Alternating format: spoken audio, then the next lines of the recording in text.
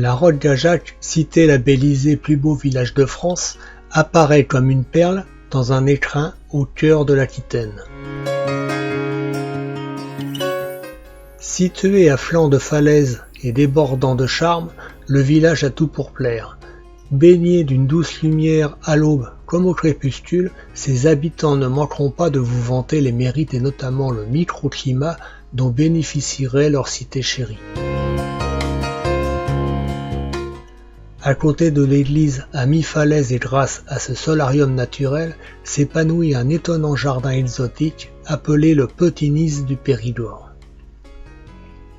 Né dans les années 60 de la volonté d'un passionné, Gérard Dorin, qui a su profiter de ce solarium naturel pour y implanter des plantes tropicales et méditerranéennes, on y rencontre palmiers, bananiers, bougainvilliers, grenadiers, citronniers, autres lauriers roses, entretenus par les habitants du village.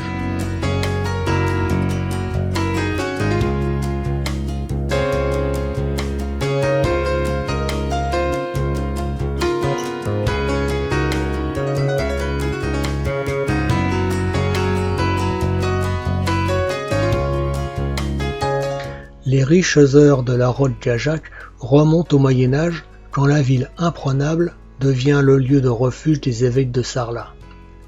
Les hommes d'église ont disparu, mais leurs résidences ainsi que d'autres vestiges de la même époque sont toujours là, prêts à être découverts. Au cœur du village se dresse la maison du chanoine Jean Tarde, construite au XVIIIe siècle, qui fut un proche de Galilée. Le fort troglodytique, édifié au XIIe siècle, a la particularité de s'élever à 40 mètres de haut. Quoi de mieux pour se protéger des envahisseurs? Pour y accéder, une seule condition, grimper l'escalier qui surplombe le vide.